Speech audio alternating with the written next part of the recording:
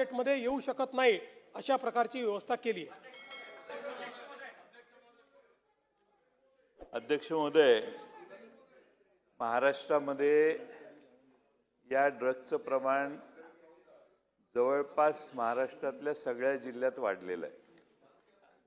माननीय मुख्यमंत्री महोदय म्हणतायत सरकार प्रयत्न करतंय आणि करतंय, त्याबद्दल आमची तक्रार नाही।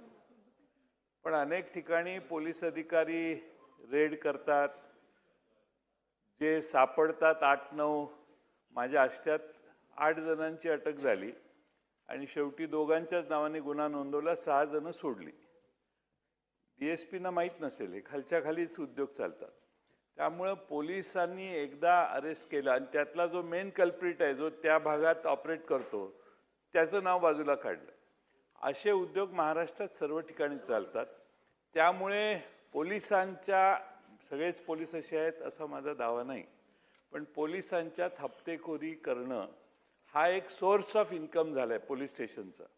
आणि म्हणून आपण माननीय मुख्यमंत्री महोदय, गृहमंत्री महोदय म्हणून आपणाला माझी विनंती आहे की या ड्रग्जच्याशी संबंध असणारे जे पोलीस सापडतील, जे पोलीस अशा ड्रग्जच्या गुन्ह्यांना मागे घालतील, त्यांना तात्काळ निलंबित करावं, चौकशी करून बडतर्फ करावं। हा आकडा किमान 1000चा जाईल, हे टार्गेट तुम्ही पोलीस डिपार्टमेंटला द्या, बाकी सगळे ड्रग्ज कमी होतील। दुसरं, नार्कोटिक सेल काय करतं हा दुसरा प्रश्न आहे।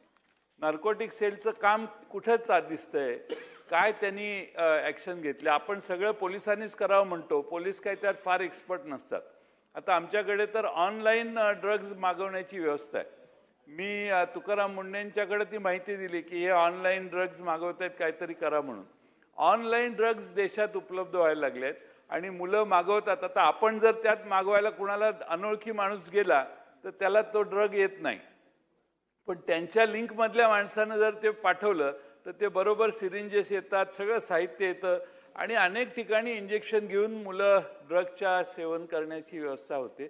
म्हणून हा एक महाराष्ट्रातला गंभीर गुन्हा झालेला आहे आणि म्हणून माझी माननीय गृहमंत्री महोदयांना विनंती आहे की याच्यात स्ट्रिक्ट अशी ॲक्शन महाराष्ट्राच्या पोलीस दलाने घेतली, नार्कोटिक सेल जास्त ॲक्टिवेट केलं आणि ज्या पोर्टवर सतत ड्रग्ज सापडतात त्या पोर्टवर पाहिजे तर आपले पोलीस पाठवा, आपल्या राज्याच्या बाहेर पोर्ट आहे ते, पण आपले पोलीस पाठवा, पण तिथून येणारा माल आणि देशात वेगळ्या ठिकाणाहून माल येतो। आपण हायड्रोपोनिकचं उदाहरण दिलं, देशात आता पैसे मिळवण्यासाठी लोक आता अशी शेती करायला लागली आहेत असा त्याचा अर्थ होतो आपल्या उत्तरात आपण ज्याचा उल्लेख केला। आणि म्हणून हे प्रकरण प्रचंड गंभीर आहे।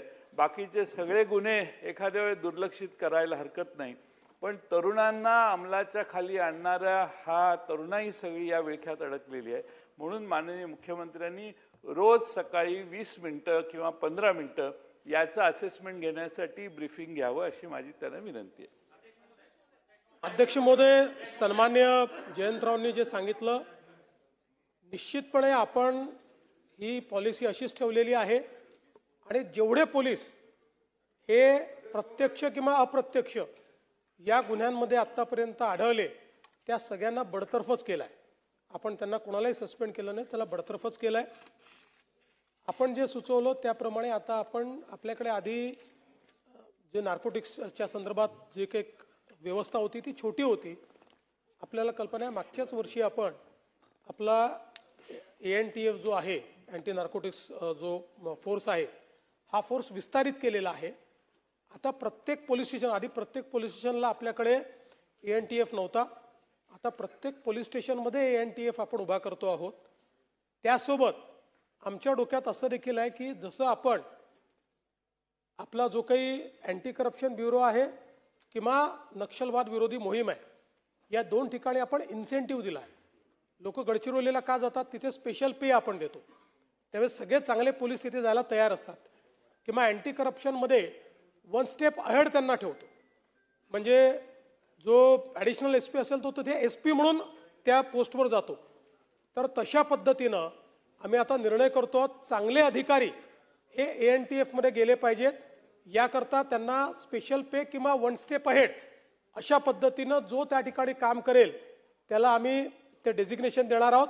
आणि त्यासोबत इथे जो 3 वर्ष काम करेल त्याला चॉईस पोस्टिंग अशा पद्धतीचीही आम्ही योजना तयार करतो आहोत, जेणेकरून चांगले अधिकारी, म्हणजे काय झालंय की आपल्याकडे आतापर्यंत ANTF किंवा जो काही नार्कोटिक्स ब्युरो होता, दुर्दैवाने त्याची अवस्था अशी होती की कोणाला डंप करायचं असेल तर त्याला तिथे आपण टाकून द्यायचो. आता ही लढाई ही बिनीच्या शिलेदारांनी लढावी लागेल. बेस्ट ऑफिसर्स आपल्याला त्यात उतरवावे लागतील आणि म्हणून बेस्ट ऑफिसरला इन्सेंटिव्ह देण्याकरता आपण त्याही संदर्भातली जी काही व्यवस्था आहे ती करतोय. आपण जे सांगितलं त्याची मी नोंद नक्की घेतो. मी रोज ब्रीफिंग घेतोच, पण 20 मिनिटं स्पेशली मी नार्कोटिक्सच्या संदर्भातलं ब्रीफिंग रोज घेईन. 1 मिनिट. 16 मिनिटं झाली आहेत या प्रश्नावर. शेवटचा प्रश्न नितीन राऊतजी बोला. शेवटचा प्रश्न.